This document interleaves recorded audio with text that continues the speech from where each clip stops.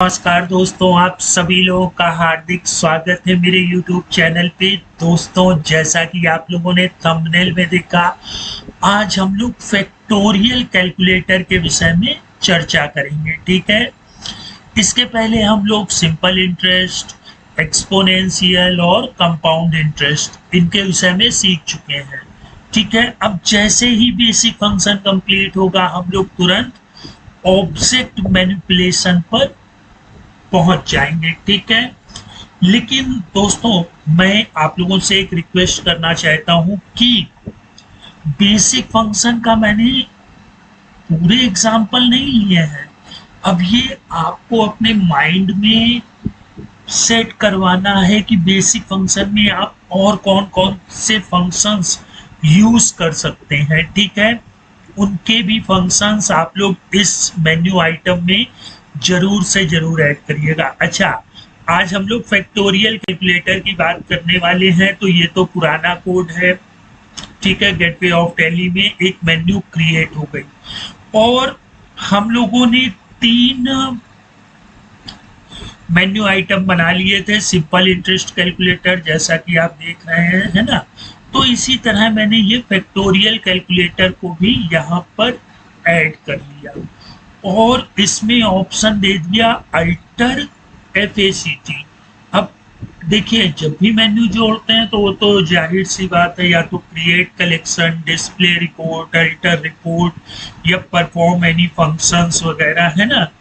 तो FACT क्या है? ये एक रिपोर्ट है। ठीक है, जैसे ही यूजर इस पर क्लिक करेगा तो ये फैक्टोरियल की रिपोर्ट हमारे सामने ओपन हो जाएगी। फिर वही फॉर्म पार्ट लाइन फील्ड है, लेकिन यहाँ पर भी मैंने सिंपल इंटरेस्ट कैलकुलेटर की ही रिपोर्ट को यूज किया है। अच्छा, अब आप लोग सोच रहे होंगे फैक्टोरियल क्या होता है। बहुत से लोग जानते भी हैं।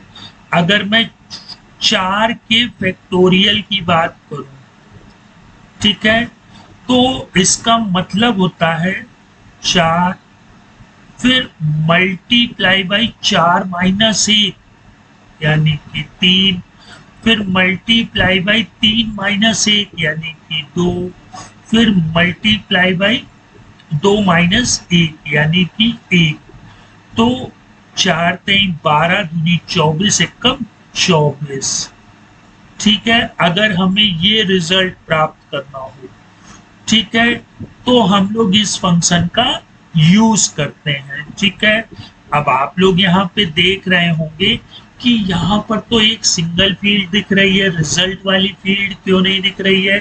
तो ये उसी तरह है ना दोस्तों, जब हम लोगों ने सिंपल इंटरेस्ट किया था तो जब तीनों फील्डें फिल हो गई थी तब हमारे रिजल्ट वाली फील्ड आई थी, मतलब डिस्प्ले हुई थी, है ना। वही चीज हम लोगों ने कंपाउंड इंटरेस्ट में की थी, तो वही चीज आज हम लोग यहाँ पर भी करेंगे। ठीक है, तो यहाँ पर दोस्तों देखिए, जो हमारा प्रिंसिपल वाली फील्ड होगी उसको हम लोगों ने फैक्टोरियल कर लिया, है ना। और इसमें एक कंडीशन भी दे दी, देखिए, ये नंबर लेस देन। ठीक है, कंट्रोल मैंने आप लोगों को बताया है दोस्तों, है ना। Control is the attribute of field. तो इस पे कंट्रोल दे दिया है कि भैया 17 से ज्यादा अगर लिखेंगे तो ये एक मैसेज शो करेगा, जिसको हम लोग अभी सिस्टम फार्मूले से समझ लेंगे। ठीक है, और दोस्तों इसमें कोई रॉकेट साइंस मैंने नहीं की, बस यहाँ पे उस फंक्शन को कॉल करा लिया है। ठीक है, अब ये फंक्शन को कॉल कैसे कराया है ये भी मैंने प्रीवियस ट्यूटोरियल में बताया है आप लोगों को। अच्छा, अब हम लोग मेन टॉपिक पर आ जाते हैं कि जैसे ही हम लोग 4 लिखेंगे तो यहाँ पे 24 ऑटोमेटिक आप लोग देख रहे हैं। ये तो अभी हम लोग टैली में चल करके भी इस चीज को अंडरस्टैंड कर लेंगे, लेकिन फंक्शन की वही पुरानी चीज कि पहले डिफिनीशन ब्लॉक को हम लोग डिफाइन करेंगे। ये जो डबल कोटेशन में आप लोग देख रहे हैं ये कमेंट है, इसको टैली प्रोग्राम रीड नहीं करता है ना। ये जो हम लोग ऐसे लिख करके ये कमेंट बना देते हैं। ठीक है, हर लैंग्वेज में, अगर आप पाइथन की बात करें तो वहां पर हैश के सिंबल को यूज करके हम लोग कमेंट कर देते हैं। ठीक है, अब भैया यहाँ पे पैरामीटर तो हमें एक ही लेना होगा ना, तो मैंने यहाँ पैरामीटर इनपुट नंबर ले लिया इस 4 को, ठीक है। अब ये रिटर्न भी क्या करा है, नंबर। अब इसमें वेरिएबल मैंने काउंटर लिया और वेरिएबल मैंने फैक्टोरियल लिया, तो ये तो फैक्टोरियल उठ करके यहाँ आ जाएगा, है ना। ये काउंटर क्या बना है भाई, देखिए आपने 4 लिखा, तो ये काउंटर चलता रहेगा कि नहीं, पहले 4 होगा, फिर 3 होगा, फिर 2 होगा, फिर 1 होगा। तो इसलिए हमें काउंटर की भी आवश्यकता है, जैसे हम लोगों ने काउंटर फैक्टोरियल फंक्शन में यूज किया था, उसी तरह यहाँ पर भी हम लोग काउंट फंक्शन का यूज करेंगे, ठीक है। अब आता है दोस्तों प्रोसीड्यूरल ब्लॉक, जो कि काफी इंपॉर्टेंट है और समझने वाला है, ठीक है। यहाँ पे हम लोग काउंटर और फैक्टोरियल दोनों को क्या मानेंगे, 1, ठीक है।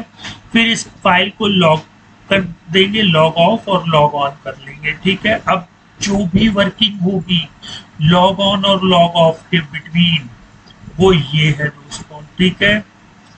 अब देखिए यहाँ पर मैंने while का भी यूज किया है और if का भी यूज किया है, और साथ ही साथ इंक्रीमेंट करते जा रहे हैं, ठीक है। ये माइनस भी होता रहेगा और साथ ही साथ इंक्रीमेंट होता रहेगा। और यहाँ पे देखिए if ओपन होगा तो एंड if, while तो एंड while, ठीक है। और रिटर्न फिर हम लोग करा देंगे फैक्टोरियल को, ठीक है। तो दोस्तों इसमें जो while एंड while और if और एंड if, इसके विषय में भी मैं एक ट्यूटोरियल लाऊंगा, जहां पर ये सारी चीजें मैं आप लोगों को काफी डीपली अंडरस्टैंड और एनालिसिस करवाऊंगा। अच्छा, अब जो हमारे सामने एक मैसेज आएगा, जो हम लोगों ने अभी थोड़ी देर पहले इस फील्ड के लिए कंट्रोल लगा रखा था, नंबर लेस देन 17, नंबर 17 से छोटा होना चाहिए। तो देखिए please enter number n between 1 to 16। अगर आप 17 या 17 से ज्यादा का लेटर लिखेंगे तो ये मैसेज हमारी टेली स्क्रीन में हमको शो कराने लगेगा। तो दोस्तों हम लोग अब चलते हैं अपने टेली प्रोग्राम में, ठीक है। अनुराग तिवारी वाले मेन्यू में आ गए, माय फंक्शन में फैक्टोरियल कैलकुलेटर। अभी देखिए रिजल्ट वाली क्या है, फील्ड और लाइन दोनों ही हाइड है। क्यों हाइड है, क्योंकि जब तक ये ब्लैंक रहेगा तब तक वो हाइड ही रहेगा। चलिए हम लोग 4 का फैक्टोरियल देख लेते हैं। तो ये देखिए 24 आ गया। अगर 5 का देखेंगे तो 120 आएगा। कैसे आएगा, देखिए सबसे पहले 5, फिर 5 गुणे 4, 5 को 20, फिर 20 गुणे 2, 20 दूनी 20 गुणे 3 दोस्तों, तो 20 तिहाई 60, फिर 60 का गुणा 2 से 120, 120 का गुणा 1 से तो 120, ठीक है। इसी तरह आप अगर अब 18 का निकालेंगे तो ये देखिए please inter number between 1 to 16, ये मैसेज आएगा। तो इस तरह से हम लोग अपनी फील्ड को भी कंट्रोल कर सकते हैं, किसी यूजर को स्टॉप करवा सकते हैं, वो इसके आगे नहीं बढ़ने देगा। हाँ 17 भी लिखेंगे तब भी नहीं बढ़ने देगा, 16 लिखेंगे तो वो आपको इसकी वैल्यू दे देगा। अब आप 16 मल्टीप्लाई बाई 15, फिर 14, 13 ऐसे करके 1 तक ये जाएगा। अच्छा दोस्तों इसके कोड को भी देख लेते हैं। तो सबसे पहले तो आप लोग देख लीजिए, ये मालूम है गेटवे ऑफ टैली में मेन्यू आइटम जोड़ी, फिर यहाँ पे चारों फाइलें, चारों मेन्यू आइटम जोड़ी और ये चारों फाइलें ले ली, ठीक है। अब ये fact.pdl, यहाँ पे हम लोगों ने रिपोर्ट को डिफाइन कर दिया, यहाँ फंक्शन का यूज, और यहाँ सिस्टम फार्मूले से जो मैसेज यहाँ 17 से ज्यादा आ रहा था उसको यहाँ पे कर लिया। तो अब आप लोग इस तरह से फैक्टोरियल से संबंधित चीजों को समझ चुके होंगे। दोस्तों मैं यहाँ आपको सिंपल इंटरेस्ट, कंपाउंड या फैक्टोरियल ये सारी चीजें नहीं सिखा रहा हूँ, बस टैली में हम लोग फंक्शंस कैसे यूज कर सकते हैं उसके विषय में बता रहा हूँ। दोस्तों आप लोगों को इसकी प्रैक्टिस करनी होगी और मैं करवाऊंगा भी। अभी तो हम लोग इंट्रोडक्शन ले रहे हैं, ठीक है। जब हम लोग इसमें एडवांस लेवल पे चलेंगे तो ये फंक्शन काफी बेनिफिशियल होगा टैली डेवलपर के लिए भी और अकाउंटेंट के लिए भी, ठीक है। क्योंकि जैसे हम लोग एक्सेल में कैलकुलेशन करते हैं वैसा ही कैलकुलेशन हम लोग टैली में भी कर सकते हैं। तो दोस्तों टॉपिक कैसा लग रहा है?